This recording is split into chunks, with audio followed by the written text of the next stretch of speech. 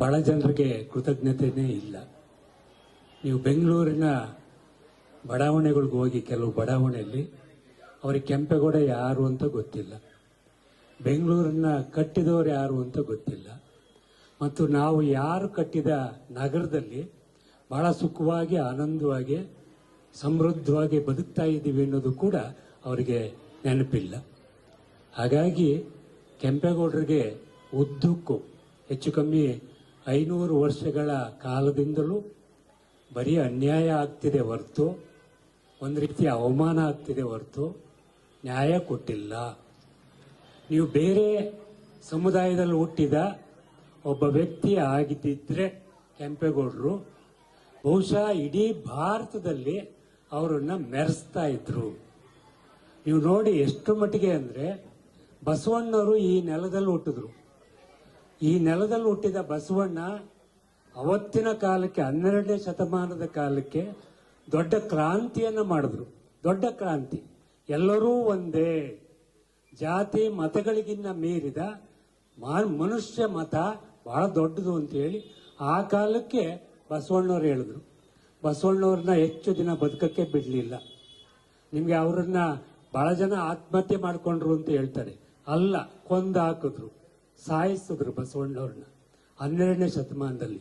ಯಾಕೆ ಅಂದರೆ ಎಲ್ಲರೂ ಒಂದೇ ಅಂತ ಹೇಳಿದ ಮಹಾತ್ಮನನ್ನ ಕೊಂದ್ರು. ನಂತರ ನೋಡ್ತಾ ಬನ್ನಿ ನೀವು, ಕಳೆದ ಶತಮಾನದಲ್ಲಿ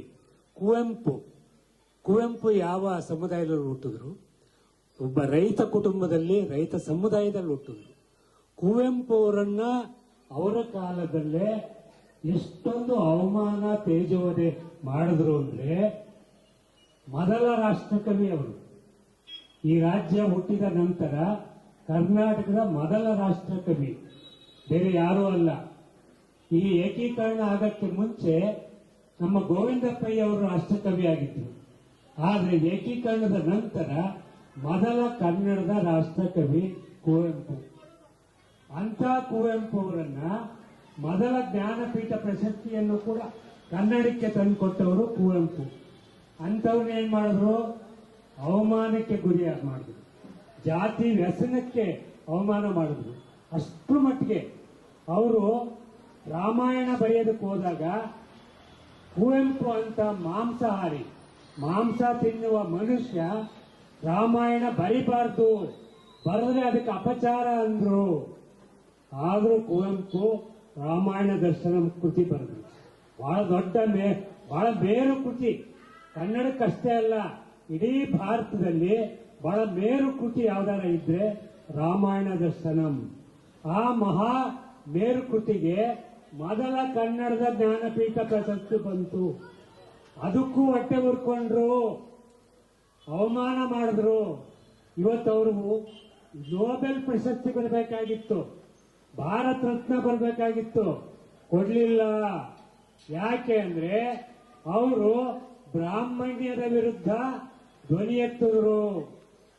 ಏನ್ ಜಾತಿ ಪುರೋಹಿತಶಾಹಿಗಳು ಜಾತಿವಾದ ಮಾಡ್ತಿದ್ರು, ಈ ದುಡಿಯುವ ವರ್ಗ ಒಕ್ಕಲಿಗರಾದಿಯಾಗಿ, ಕುರುಬರಾದಿಯಾಗಿ, ದಲಿತರಾದಿಯಾಗಿ ಎಲ್ಲರನ್ನೂ ಕೂಡ ಮೇಲ್ ಸ್ತರದಲ್ಲಿ ಕೂರಿಸಿದ್ರಲ್ಲ, ಆ ಕುವೆಂಪು ಅವರನ್ನ ಅವರ ಕಾರಣಕ್ಕೆ, ಅವರ ಸಾಧನೆಗೆ ಬೆಲೆ ಕಟ್ಟಲಿಲ್ಲ, ಬೆಲೆ ಕೊಡಲಿಲ್ಲ.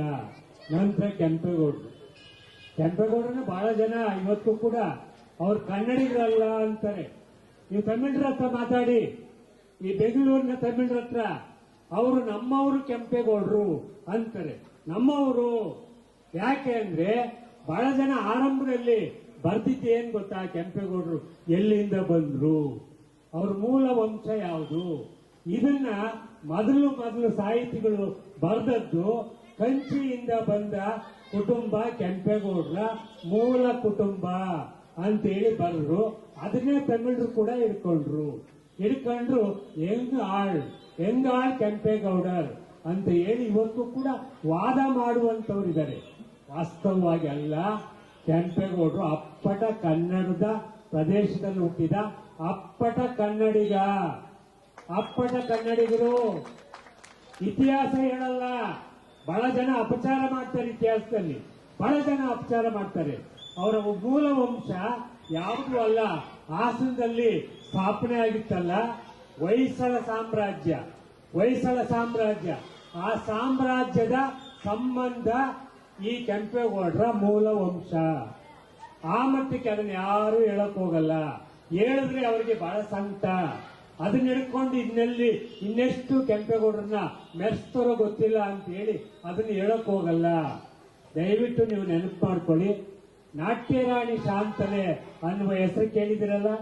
ನಾಟ್ಯರಾಣಿ ಶಾಂತಲೆ ಅವ್ರ ಕಡೆಯಲ್ಲಿ ಎಲ್ಲಿ ಬಂದು ಆತ್ಮಾಹುತಿ ಮಾಡಿಕೊಂಡ್ರು, ಯಾಕೆ ಆತ್ಮಾಹುತಿ ಮಾಡಿಕೊಂಡ್ರು, ಬಹುತೇಕ ಜನರಿಗೆ ಗೊತ್ತಿರಲಾರ್ದು. ಆ ಕಾರಣಕ್ಕೆ ನಾನು ಆ ಮಾತನ್ನು ಹೇಳ್ತಾ ಇದ್ದೀನಿ. ನಾಟ್ಯರಾಣಿ ಶಾಂತಲೆ ಯಾರೂ ಅಲ್ಲ, ಹೊಯ್ಸಳ ಸಾಮ್ರಾಜ್ಯದ ವಿಷ್ಣುವರ್ಧನ ದೊರೆ ಇದ್ರಲ್ಲ, ಆ ದೊರೆಯ ಪಟ್ಟದ ರಾಣಿ.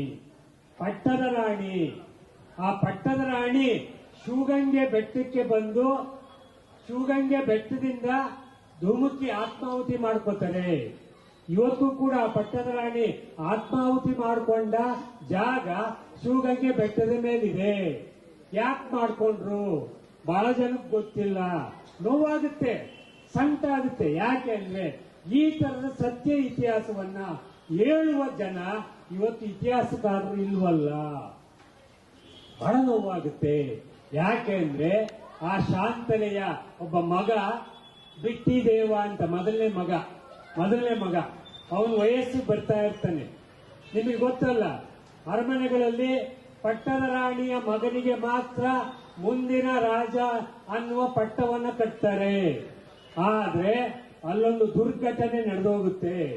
ಎಂಥ ದುರ್ಘಟನೆ ಅಂದ್ರೆ ವಿಷ್ಣುವರ್ಧನ ಯಾರು ಅಲ್ಲ, ಪಟ್ಟದ ರಾಣಿ ಯಾರು ಅಲ್ಲ, ಶಾಂತಲೆ ನಾಗಮಂಗಲದ, ದಯಮಾಡಿ ನೆನಪಿಟ್ಕೊಳ್ಳಿ, ನಾಗಮಂಗಲದ ಒಂದು ರೈತ ಕುಟುಂಬದ ಮಗಳು. ಮಾರಸಿಂಗಯ್ಯ ಮತ್ತು ಮಾಚಿ ಕಬ್ಬೆ ಅನ್ನುವ ರೈತ ಕುಟುಂಬದ ಮಗಳು ಶಾಂತಲೆ. ಅವಳನ್ನ ವಿಷ್ಣುವರ್ಧನ್ಗೆ ಪಟ್ಟದ ರಾಣಿಯಾಗಿ ಕೊಟ್ಟು ಮದುವೆ ಮಾಡಿರ್ತಾರೆ. ಈ ನಡುವೆ ಒಂದು ದುರ್ಘಟನೆ ನಡೆಯುತ್ತೆ. ವಿಷ್ಣುವರ್ಧನ ಒಬ್ಬ ಸುಂದರವಾದ ಹೆಣ್ಣು ಮಗಳನ್ನ ನೋಡ್ತಾನೆ. ಆಕೆ ಯಾರೂ ಅಲ್ಲ, ಮೇಲುಕೋಟೆಯ ಅಯ್ಯಂಗಾರರ ಪುತ್ರಿ. ಮೇಲ್ಕೋಟೆಯವರು ಎಲ್ಲಿಂದ ಬಂದ್ರು ಗೊತ್ತಲ್ಲ ನಿಮ್ಗೆ, ಬಹುಶಃ ಗೊತ್ತಿರಲಾರ್ದು. ತಮಿಳುನಾಡಿನಲ್ಲಿ ಕಳೆದ ಶತಮಾನದ ಆರಂಭದಲ್ಲಿ, ಅದಕ್ಕೂ ಮುನ್ನ ಒಂದು ದೊಡ್ಡ ಕ್ರಾಂತಿ ನಡೆಯುತ್ತೆ ತಮಿಳುನಾಡಿನಲ್ಲಿ. ಬ್ರಾಹ್ಮಣರ ವಿರುದ್ಧ. ಯಾರು? ಪೆರಿಯಾರ್ ರಾಮಸ್ವಾಮಿ ನಾಯಕರ್. ಪೆರಿಯಾರ್ ಯಾರು ಅಲ್ಲ, ಕರ್ನಾಟಕದ ಚಿತ್ರದುರ್ಗದ ಮೂಲ ನಿವಾಸಿ ಕನ್ನಡಿಗ. ಅವರು ಅಲ್ಲಿ ಹೋಗಿ ತಮಿಳುನಾಡಿನಲ್ಲಿ ಕ್ರಾಂತಿ ಮಾಡ್ತಾರೆ ಬ್ರಾಹ್ಮಣಿಕೆ ವಿರುದ್ಧ. ಯಾಕೆ ಅಂದ್ರೆ ಶೂದ್ರರನ್ನ, ದಲಿತರನ್ನ, ರೈತರನ್ನ, ಅವರನ್ನೆಲ್ಲ ತುಂಬಾ ಕೀಳಾಗಿ ನೋಡ್ತಾ ಇರ್ತಾರೆ, ತುಂಬಾ ಕೀಳಾಗಿ. ಆಗ ಅದರ ವಿರುದ್ಧ ಹೋರಾಟ ನಡೆಯುತ್ತೆ. ಅವಾಗಲೇ ಡಿಕೆ ಉಟ್ಕೊಳ್ಳೋದು. ಡಿಕೆ ಅಂದ್ರೆ ಗೊತ್ತಲ್ಲ, ದ್ರಾವಿಡ ಕಜಗಮ್ಮೆ ಡಿಎಂಕೆ ಆಗೋದು ನಂತರದ ದಿನಗಳಲ್ಲಿ. ಯಾರ್ಯಾರು? ಅಣ್ಣಾದೊರೆ, ಕರುಣಾನಿಧಿ, ಎಂಜಿಆರ್ ಅವರೆಲ್ಲರೂ ಡಿಎಂಕೆ ನಾಯಕರು, ಪೆರಿಯಾರ್ ಶಿಷ್ಯರು. ಬ್ರಾಹ್ಮಣಿಕೆ ವಿರುದ್ಧ ದೊಡ್ಡ ದಂಗೆ ಆದಾಗ ಅಲ್ಲಿದ್ದ ಅಯ್ಯಂಗಾರರೆಲ್ಲ ಓಡ್ ಬಂದು ಮೇಲ್ಕೋಟೆಗೆ ಸೇರ್ಕೋತಾರೆ. ಮೇಲ್ಕೋಟೆ ಯಾರ ಕೈಯಲ್ಲಿದೆ ಹೇಳಿ? ಮಂಡ್ಯ ಜಿಲ್ಲೆ ಇರ್ಬೋದು, ರೈತ ಕುಟುಂಬದ ಮೆಜಾರಿಟಿ ಇರುವ ಜಿಲ್ಲೆ ಇರ್ಬೋದು. ಮೇಲ್ಕೋಟೆ ಬಂದು ಸೇರ್ಕೊಂಡು ಅಲ್ಲಿ ಅವರು ಪಾಳೆ ಪಟ್ಟನ್ನ ಆರಂಭ ಮಾಡ್ತಾರೆ. ಅವ್ರ ಮಗಳು ಲಕ್ಷ್ಮಿ ಅಂತ ಒಬ್ಬ ಹೆಣ್ಣು ಮಗಳು, ಸುಂದರವಾಗಿರ್ತಾಳೆ. ಆಕೆಯನ್ನು ನೋಡಿ ಮೋಹಿತನಾಗ್ತಾನೆ. ಯಾರು? ವಿಷ್ಣುವರ್ಧನ. ಮೋಹಿತನಾದಾಗ ಗೊತ್ತಲ್ಲ, ಅರಮನೆಯಲ್ಲಿ ಪಟ್ಟದ ರಾಣಿ ಬಿಟ್ರೆ ಉಪಪತ್ನಿಯರು ಬೇಕಾದಷ್ಟು ಜನ ಇರ್ತಾರೆ. ದೊರೆಗಳಿಗೆ, ಚಕ್ರವರ್ತಿಗಳಿಗೆ ಉಪಪತ್ನಿಯರು ಬೇಕಾದಷ್ಟು ಜನ ಇರ್ತಾರೆ. ಆಗ ಶಾಂತಲೆ ಗೊತ್ತಾಗುತ್ತೆ ಪಟ್ಟದ ರಾಣಿಗೆ, ನನ್ನ ಪತಿ ವಿಷ್ಣುವರ್ಧನ ಒಂದು ಹೆಣ್ಣನ್ನ ಇಷ್ಟಪಡ್ತಾ ಇದ್ದಾನೆ ಅಂತೇಳಿ. ಅದು ಗೊತ್ತಾಗಿ ತಾನೇ ನಿಂತು ಮದುವೆ ಮಾಡ್ತಾಳೆ. ತನ್ನ ಗಂಡನಿಗೆ ಲಕ್ಷ್ಮಿಯನ್ನ ಮದುವೆ ಮಾಡ್ತಾರೆ. ಆಗ ಅಯ್ಯಂಗಾರರುಗಳು ಅವರೆಲ್ಲ ಸೇರ್ಕೊಂಡು ಷರತ್ತಾಗ್ತಾರೆ. ಎರಡು ಷರತ್ತು. ಮೊದಲನೇ ಷರತ್ತು, ಈಕೆಯ ಹೊಟ್ಟೆಯಲ್ಲಿ ಹುಟ್ಟಿದ ಮಗುವಿಗೆ ಮುಂದೆ ರಾಜನಾಗಿ ಪಟ್ಟ ಕಟ್ಟಬೇಕು. ವಿಷ್ಣುವರ್ಧನ್ ನೋಡೋಣ ಮಗು ಹುಟ್ಟಿದಾಗ ತಾನೆ ಅಂತೇಳಿ ಅದಕ್ಕೂ ಒಪ್ಕೋತಾನೆ ಚಕ್ರವರ್ತಿ ಒಪ್ಕೋತಾನೆ. ನಂತರದಲ್ಲಿ ಬೇರೆ ಇನ್ನೊಂದು ಷರತ್ತು ಹಾಕ್ತಾರೆ, ಇರ್ಲಿ ಅದು. ಆದ್ರೆ ಈ ಮಗುಗೆ 3 ವರ್ಷ ಆಗಿರುತ್ತೆ, ಒಂದು ಗಂಡು ಮಗು ಹುಟ್ಟುತ್ತೆ ಲಕ್ಷ್ಮಿ ಹೊಟ್ಟೆಯಲ್ಲಿ. ಆಗ ಆ ಮಗುಗೆ 3 ವರ್ಷ ಆಗಿರುತ್ತೆ. ಅಷ್ಟೊತ್ತಿಗೆ ವಿಷ್ಣುವರ್ಧನ್ನ ಪಟ್ಟದ ರಾಣಿಯ ಮಗ ಮೊದಲನೇ ಬಿಟ್ಟಿದೇವ ವಯಸ್ಸಾಗಿರುತ್ತೆ. ಅವನಿಗೆ ಪಟ್ಟ ಕಟ್ಟುವ ಸಂದರ್ಭ. ಆದರೆ ಅವನಿಗೆಲ್ಲಿ ಪಟ್ಟ ಕಟ್ಬಿಡ್ತಾರೋ ಅಂತೇಳಿ ಇವರೆಲ್ಲ ಸೇರ್ಕೊಂಡು ವಿಷ್ಣುವರ್ಧನ್ಗೆ ಒತ್ತಾಯ ಹಾಕ್ತಾರೆ. ಈ 3 ವರ್ಷದ ಮಗನಿಗೆ ಪಟ್ಟ ಕಟ್ಟಿ, ಮಗನಿಗೆ ಅಲ್ಲ ಮಗುಗೆ ಪಟ್ಟ ಕಟ್ಟಿ ಅಂತ ಒತ್ತಾಯ ಆಗ್ತಾರೆ. ಒಪ್ಕೊಂಡಿದ್ದ ಚಕ್ರವರ್ತಿ, ವಿಧಿ ಇಲ್ಲ, ಆಯ್ತು ಅಂತಾನೆ.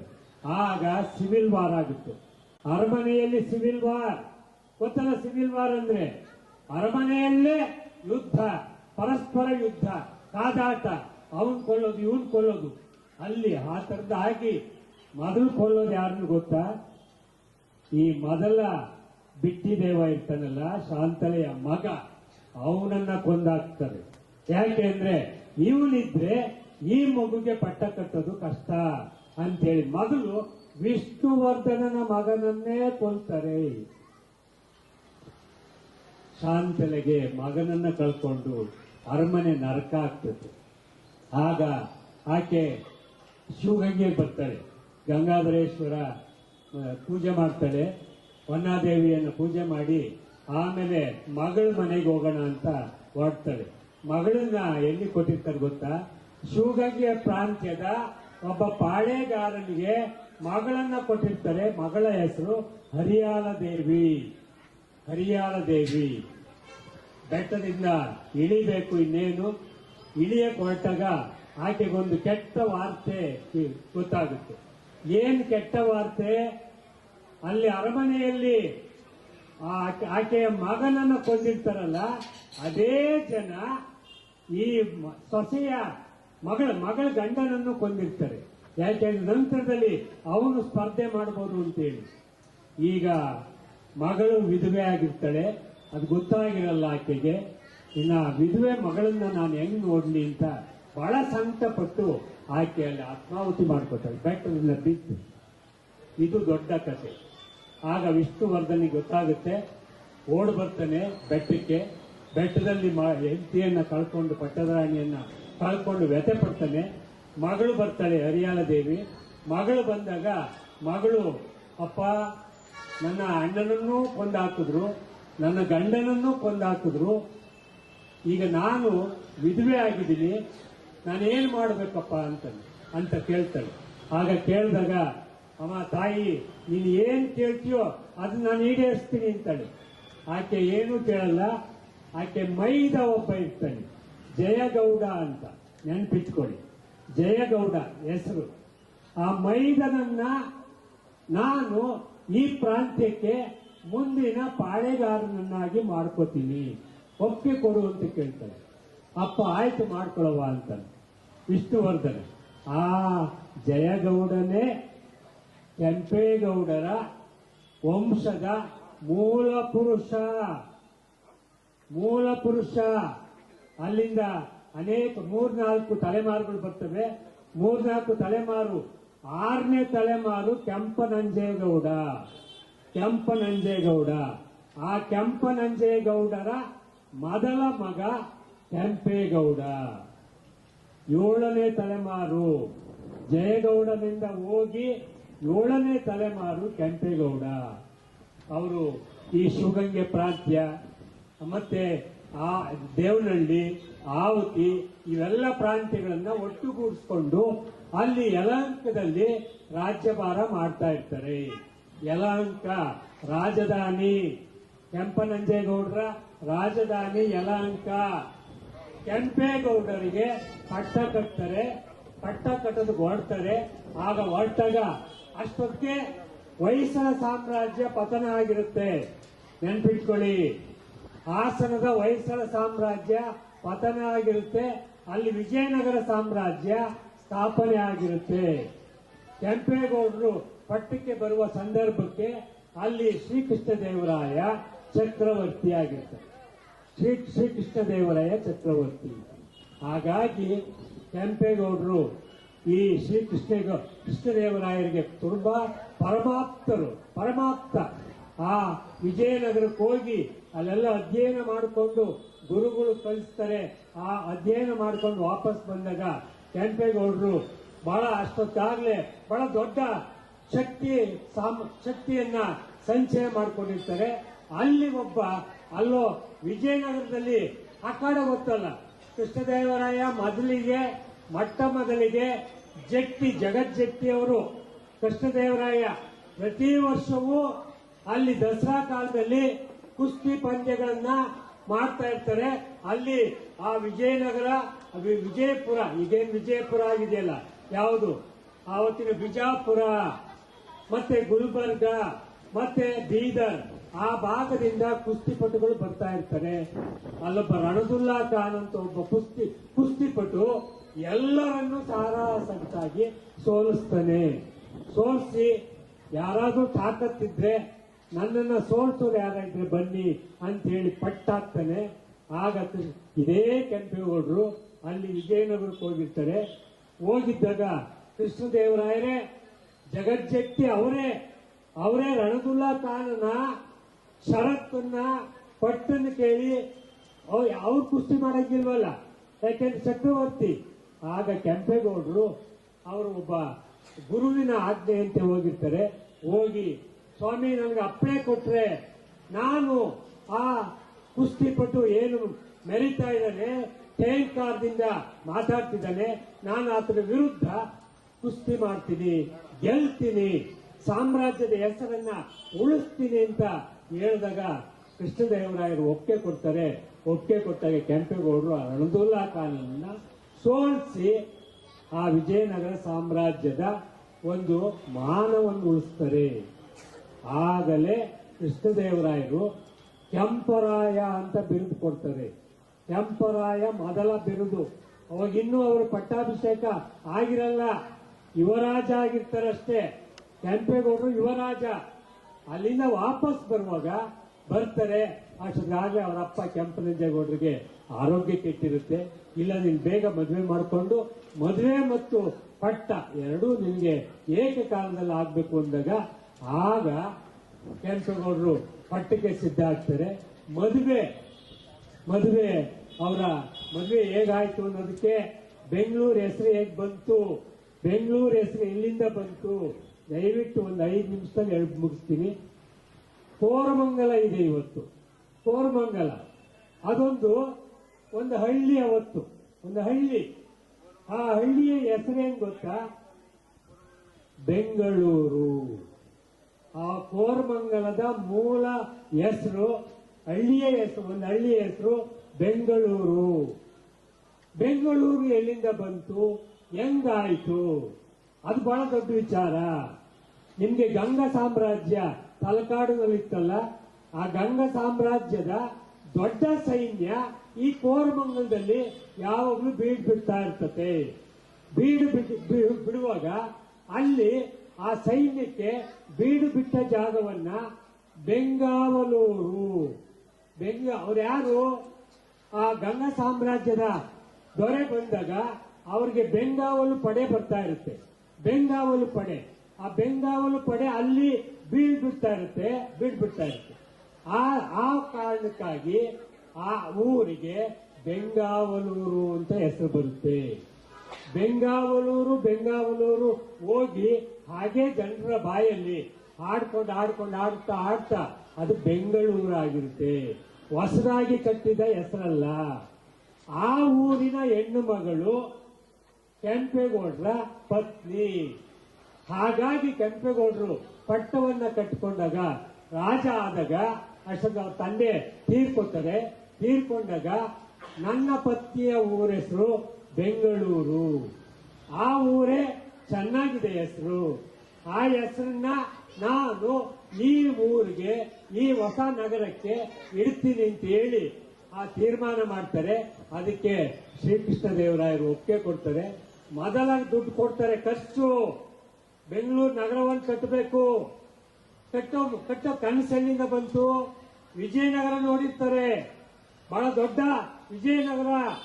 ಅಲ್ಲಿ ಆ ಬೀದಿಗಳು, ರಸ್ತೆಗಳು ಬಹಳ ಸುಂದರವಾಗಿ ಇರ್ತವೆ. ಅಲ್ಲೊಂದು ಬೆಟ್ಟ, ಆ ಬೆಟ್ಟದ ಮೇಲೆ ಹೋಗಿ ಕಲ್ಲು ಬಂಡೆ ಮೇಲೆ ಕೂತು ಕನಸು ಕಾಣ್ತಾರೆ ಕೆಂಪೇಗೌಡರು ಮತ್ತೆ ಭೇಟಿಗೆ ಹೋದಾಗ. ಎಂಥ ಸುಂದರವಾದ ನಗರ ಇದು, ಇಂಥದೊಂದು ನಗರವನ್ನ ನಾನ್ ಕಟ್ಟಬೇಕು ಅಂತ ಆಸೆ ಆಗ್ತಿದೆ ಅಂತ ಅವತ್ತು ಕನಸು ಕಟ್ತಾರೆ. ಹಾಗೆ ಕೃಷ್ಣದೇವರಾಯರ ಮುಂದೆಗಡೆ ಹೋಗಿ ಚಕ್ರವರ್ತಿ ಮುಂದೆ ಮಾತಾಡಕ್ಕಾಗುತ್ತೆ ಯಾರಾದ್ರೂ? ಆದ್ರೆ ಇವ್ರ್ಯಾರು? ಸಾಮಂತ ದೊರೆ. ಕೆಂಪೇಗೌಡರು ಸಾಮಂತ ದೊರೆ, ಬಹಳ ದೊಡ್ಡ ದೊರೆ ಅಲ್ಲ. ಅಂದ್ರೆ ಕೃಷ್ಣದೇವರಾಯರ ಆಡಳಿತದಲ್ಲಿ ಒಬ್ಬ ಸಾಮಂತ ದೊರೆ ಆಗಿ ಕೇಳ್ತಾರೆ, ನನಗೂ ಇಂಥದೊಂದು ನಗರವನ್ನು ಕಟ್ಟಬೇಕು ಅಂತ ಆಸೆ ಆಗ್ತಿದೆ ಚಕ್ರವರ್ತಿಗಳೇ ಅಂದಾಗ ಬಹಳ ಸಂತೋಷ ಪಡ್ತಾರೆ ಕೃಷ್ಣದೇವರಾಯ. ನೀವು ಕೃಷ್ಣದೇವರಾಯ ಸಿನಿಮಾ ನೋಡಿದ್ರಲ್ಲ, ಅದರ ನಿರ್ದೇಶಕ ಯಾರು ಹೇಳಿ? ಪಂತುಲು. ಎಷ್ಟು ಜಾಣರು ಅಂದ್ರೆ ಆ ಸಿನಿಮಾದಲ್ಲಿ ಎಲ್ಲೂ ಕೆಂಪೇಗೌಡರ ವಿಚಾರವನ್ನ ತರಲ್ಲ. ಇದು ಕೂಡ ಪಿತೂರಿಯ ಭಾಗ. ಇಷ್ಟು ಮಟ್ಟಿಗೆ ಒಂದೇ ನಿರಂತರವಾಗಿ ವಂಚನೆ ಮಾಡ್ಕೊಂಡು ಬರ್ತಾರೆ. ಸಿನಿಮಾದಲ್ಲಿ ತೋರಿಸಬಹುದಾಗಿತ್ತು ಕೆಂಪೇಗೌಡರನ್ನ. ಯಾಕೆ ಅಂದ್ರೆ ಅದೇ ಕೃಷ್ಣದೇವರಾಯರ ಅಪ್ಪಣೆಯನ್ನು ಪಡೆದು ಈ ಬೆಂಗಳೂರನ್ನು ಕಟ್ತಾರೆ. ಇದೇ ಬೆಂಗಳೂರಲ್ಲಿ ಅವರೆಲ್ಲ ಸುಖವಾಗಿರ್ತಾರೆ. ಇದೇ ಬೆಂಗಳೂರಲ್ಲಿದ್ದು ಸುಖವಾಗಿದ್ದು ಸಿನಿಮಾ ತೆಗಿತಾರೆ ಕೃಷ್ಣದೇವರಾಯ. ಆದ್ರೆ ಕೆಂಪೇಗೌಡರ ಹೆಸರನ್ನ ಎಲ್ಲೂ ಪ್ರಸ್ತಾಪ ಮಾಡಲ್ಲ. ದೊಡ್ಡ ದುರಂತ. ತಿರ್ತಿಗೆ ಹೋಗ್ತಾರೆ ಇಬ್ಬರಿಗೂ ಪತ್ನಿಯರ ಜೊತೆ. ಅಲ್ಲ ಹಾಡು ತಿರ್ತಿ ತಿಮ್ಮಪ್ಪನ ಮುಂದೆ. ಆದ್ರೆ ಈ ನಗರವನ್ನು ಕಟ್ಟಿದ ಒಬ್ಬ ಮಹಾನುಭಾವನನ್ನ ಸ್ಮರಿಸ್ಕೊಳ್ಳಲ್ಲ. ಹಾಗಾಗಿ ಈ ನಗರವನ್ನ ಕಟ್ಟರೆ ನಿಮಗೆ ಗೊತ್ತಲ್ಲ, ಇವತ್ತು ವಿಕ್ಟೋರಿಯಾ ಆಸ್ಪತ್ರೆ ಆ ಕೋಟೆ ಇವತ್ತಿಗೂ ಇದೆ. ಕೋಟೆಯ ಹಳೆ ಭಾಗಗಳು ಇವತ್ತಿಗೂ ವಿಕ್ಟೋರಿಯಾ ಆಸ್ಪತ್ರೆ ಪ್ರವೇಶ ದ್ವಾರದಲ್ಲೇ ಇದ್ದಾವೆ.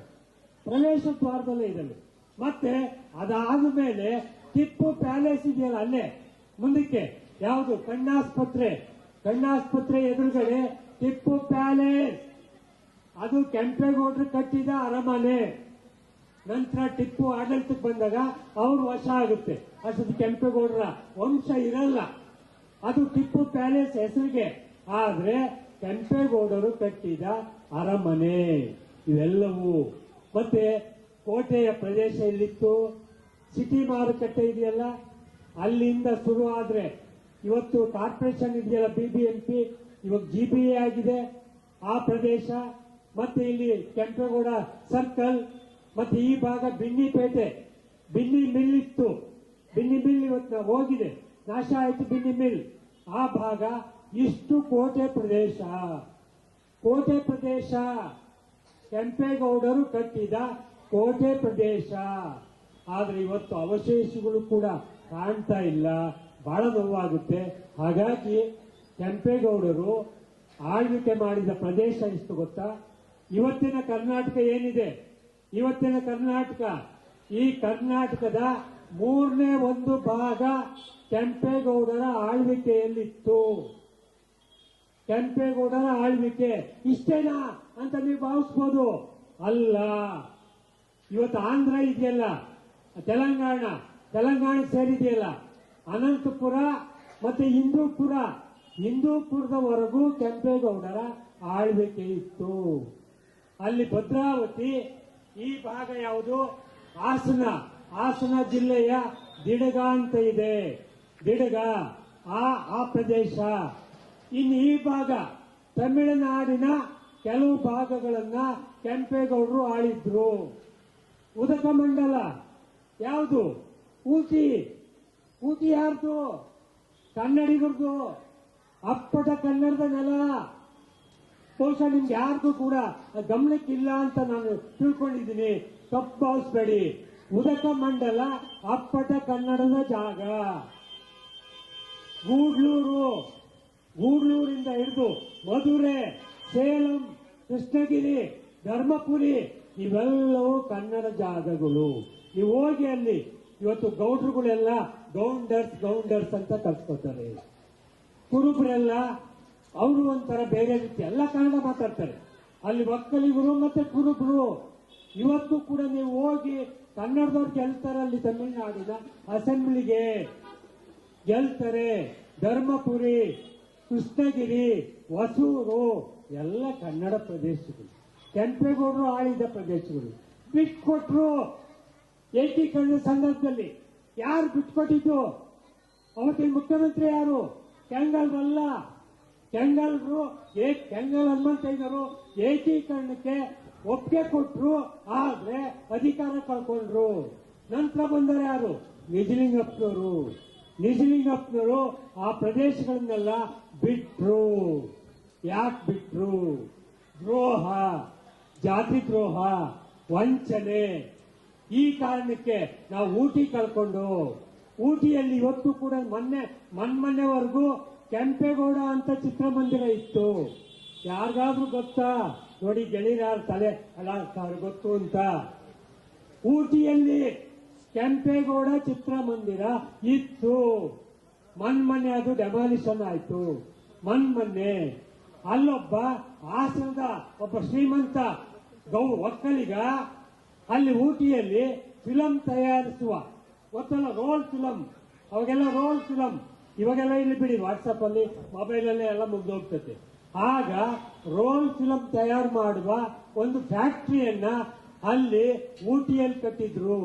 ಸಾವಿರಾರು ಜನ ಕೆಲಸಗಾರರು ಕೆಲಸ ಮಾಡ್ತಿದ್ರು. ಇವತ್ತು ಅದು ಕೂಡ ಮುಚ್ಚೋಗಿದೆ. ಇದು ಇತಿಹಾಸ.